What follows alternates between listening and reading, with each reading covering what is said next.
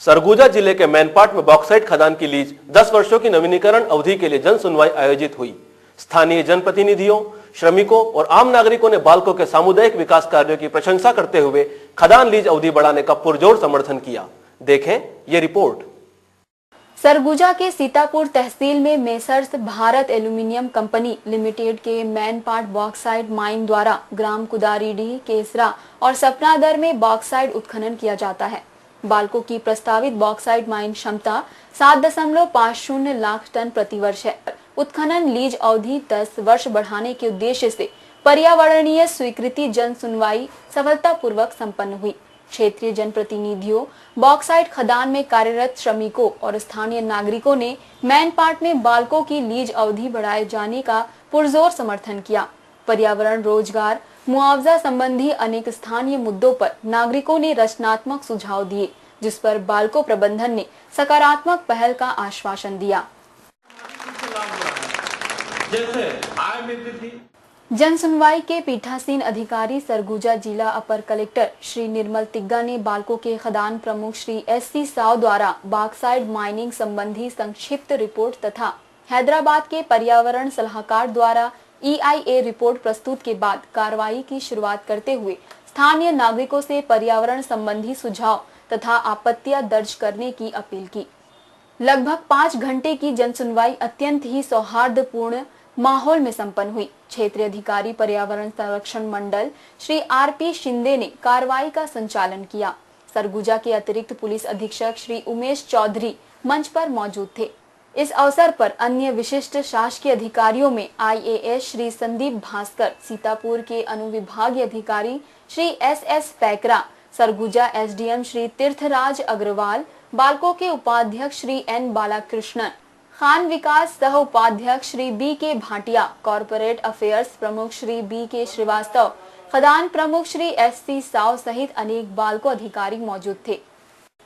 पर्यावरणीय जन सुनवाई में लगभग 2000 नागरिकों ने हिस्सा लिया, जिनमें से 104 नागरिकों ने अपने विचार प्रस्तुत किए।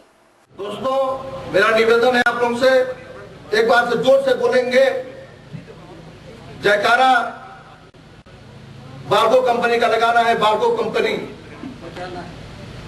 तो आप लोग को बोलना है जिंदाबाद। अगर काम की है, अगर बाल्को को रखना चाहते हैं तो एक बार जोर से बोलेंगे कंपनी जिंदाबाद, बाल्को कंपनी जिंदाबाद। जय बाल्को, जय छत्तीसगढ़, जय मैनपाट। धन्यवाद। बाल्को नहीं आया था उस समय यहाँ की स्थिति ऐसी थी कि लोग अपने बच्चों को स्कूल भेजने के लिए डरते थे, क्योंकि उनके पास 1 रुपया फीस देने के लिए नहीं था। सर, आज में सरकार की तरफ से दुनिया भर का फंक्शन दिया जा रहा है पढ़ाई लिखाई के बारे में। आज स्मार्ट कार्ड बन रहा है, स्वास्थ्य के क्षेत्र में। पहले कहाँ का स्मार्ट कार्ड था? लोग अपने भूख को, अपने पेट को मार कर 2 दिन 4 दिन उपवास रहकर इलाज कराते थे। उसी पैसा से जो 2-4 रुपया मजदूरी मिलती थी और उसी में अपने बच्चों को पढ़ाते थे। पहले कुछ भी व्यवस्था नहीं था कि लोगों को कुछ राहत मिले। जब से बाल्को कंपनी आई है तब से यहाँ की उन्नति इतना बढ़िया हुई है कि लोगों को जरा से भी चिंता नहीं रहती कि मैं कहाँ जाऊँ, कहाँ और क्या कमा के लाऊं कि आज कम से कम आज का भोजन मुझे मिले। इसकी चिंता नहीं है जब से बाल्को आया है। यहाँ के लोग बहुत बढ़िया उन्नति कर रहे हैं, सुखी है, सुखपूर्वक जी खा रहे हैं। आज बात ये होनी चाहिए कि बाल्को और मैनपाट दोनों एक दूसरे के पर्यायवाची हैं, दोनों को साथ में बढ़ना है। मैनपाट अगर बढ़ेगा, बाल्को रहेगा, तभी मैनपाट बढ़ेगा। जब से ये बाल्को आई है, बाल्को से पूर्व में एक साइकिल लेके आया था अंबिकापुर से, वो भी सेकेंड हैंड, और वो भी मैं मतलब गांव का मुखिया एक सेकेंड हैंड साइकिल अंबिकापुर से लाया था। उस साइकिल को देखने के लिए हमारे गांव के उप सरपंच साइकिल लाया, देखने चले, भीड़ लग गई थी। और आज 20 वर्ष के बाद हमारे गांव में कम से कम 50-60 मोटरसाइकिलें, 8-10 ट्रैक्टर, 15-20 ट्रकें हैं। आज लोग बोलते हैं ये बाल्को का देन है, ये बाल्को का देन है। मैं बाल्को से डायरेक्ट तो नहीं जुड़ा हूं, मैं काम तो नहीं करता, लेकिन हमारे गांव के गरीब लोग बाल्को से इतने खुश हैं कि इनके द्वारा बाल्को तालाब मतलब नाम तालाबों का, पेड़ों का नामकरण मतलब ग्राम सभा में किया जा रहा है सर, कि फलाने पौधे का या फलाने पेड़ का नामकरण बाल्को से कर दिया जाए, बालको आम, बालको बरई, जो अच्छा लगता है, जो बड़ा पेड़ होता है उसको लोग बालको से जोड़ते हैं कि जिस तरह से बालको है उसी तरह से ये है।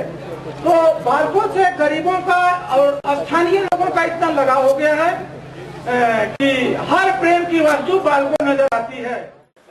नागरिकों से प्राप्त सुझावों के संदर्भ में श्री साव ने रचनात्मक पहल का आश्वासन दिया। उन्होंने तकनीकी क्षेत्र के साथ ही सामुदायिक विकास के क्षेत्र में बालकों के कार्यों की विस्तार से जानकारी दी। बताना चाहूंगा कि हमारे द्वारा सेंट्रल गवर्नमेंट का जो मिनिमम वेज बॉक्साइट में इसके निर्धारित है, उसके अनुरूप मिनिमम पीस रेट निर्धारित किए हैं। संगठन के सहमति से, असिस्टेंट लेवल कमिश्नर के मध्यस्थता से, और उसके अनुरूप ही हमारे द्वारा पर टन का रेट निर्धारित किया गया है। उसी के अनुरूप भुगतान किया जाता है।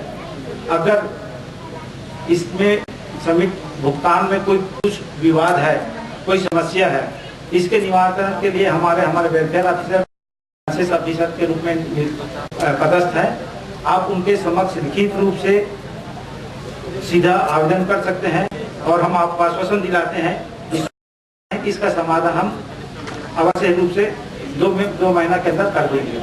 हमारे द्वारा ग्राउंड वाइब्रेशन ब्लास्टिंग से जो कंपन पैदा होता है, उससे आसपास के घर को, भवनों को, हट को क्षति न पहुंचे, इसके लिए सरकारी agency Indian bureau of mines है, उससे ग्राउंड वाइब्रेशन स्टडी करवाया गया है और उन्होंने मापदंड रखा है कि कोल में कितना बारूद रख सकते हैं, प्रति मिनट या कितने अंतराल में कितना बारूद की मात्रा को ब्लास्ट करेंगे। जैसा उन्होंने निर्देश दिया है, गवर्नमेंट ऑफ इंडिया ने जो हमें निर्देश दिया, उसी के अनुरूप हम लोग ब्लास्टिंग रख के चार्ज करके ब्लास्टिंग करते हैं, जिससे जो कंपन पैदा होता है एक सीमित सीमा में रहता है, जिससे कि आसपास के झोपड़ियों को, स्ट्रक्चर को नुकसान न पहुंचे।